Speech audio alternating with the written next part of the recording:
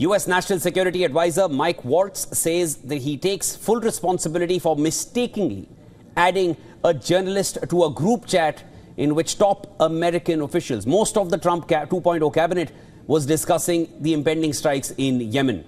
And this happened as Trump voiced his support for Waltz, even as his own administration sought to contain the fallout of the massive security leak.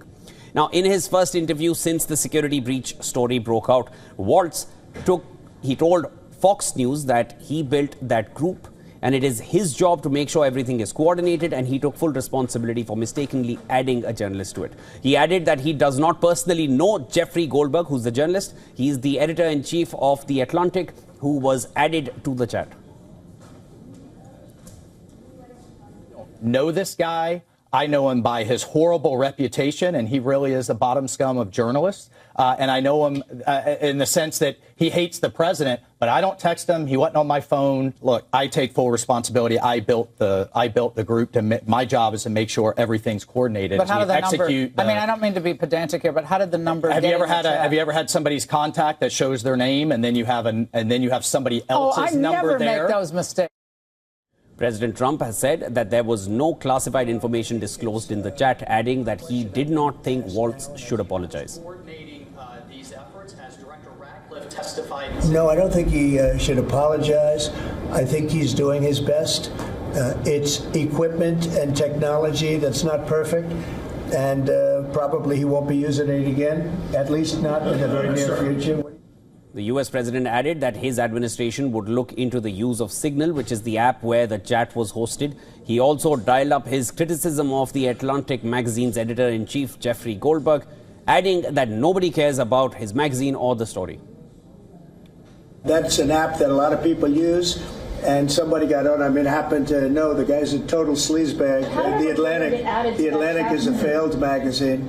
Does very, very poorly. Nobody gives a damn about it.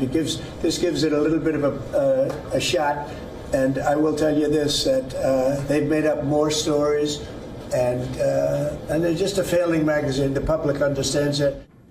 On Tuesday, top U.S. intelligence officials faced heated questions over the security breach. Director of National Intelligence Tulsi Gabbard was questioned on whether she was part of the chat group where classified information was leaked. And listen in to this heated exchange. So, Director Gabbard, did you participate in the group chat with Secretary of Defense and other Trump senior officials discussing the Yemen war plans? Senator, I don't want to get into the specifics. Ma'am, were you on? You're not going to be willing to address. So you're not. Are you denying? Matt, will you answer my question, ma'am? You were not TG on this group chat. I'm not going to get into the specifics. So you refuse to acknowledge whether you were on this group chat. Senator, I'm not going to get into the specifics. Why are you going to get into the specifics? Is it because it's all classified? Because this is currently under review by the National Security Council. Because it's all classified? If it's not classified, share the text now. The Intel head declined to tell Senate committee whether she was using a private phone during the Signal chat. However, the one thing that Gabbard did say was that no classified information was shared on the group. But when U.S. Senator and Vice Chairman of the committee, Mark Warner, asked the same question to CIA Director John Ratcliffe, he confirmed that he was on the Houthi Signal group chat. However, later in the hearing, Ratcliffe said that the chat group communication in which a journalist was included was not a mistake. Dr. Ratcliffe, were you on the group chat? Senator, I was on a Signal messaging group. So you were the John Ratcliffe on that chat? I was. Thank you. Thank you.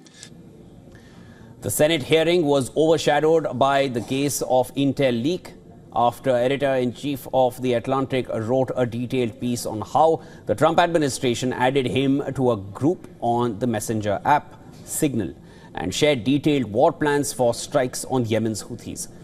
Goldberg went on to elaborate how he knew about the March 15th strikes in Yemen, and this is after U.S. Secretary of Defense Pete Hegseth sent details of the war plan, including information on targets, the timing of the strikes, and the ammunition which was going to be used. Now, the group on Signal where Atlantic editor-in-chief Goldberg was added was called Houthi PC Small Group. The chat included several high-profile leaders, including Vice President J.D. Vance, U.S. Secretary of State Marco Rubio, National Security Advisor Mike Waltz, Defense Secretary Pete Hegseth, CIA Director John Ratcliffe, Director of National Intelligence Tulsi Gabbard, Treasury Secretary Scott Bessent, White House Chief of Staff Susie Wiles, and several other senior National Security Council officials. Now, there are several questions have been raised on the credibility of the administration's senior-most leadership after the high-risk FOPA. Conversations of the leak also revolve around how use of a messenger application to convey classified information breaks the law.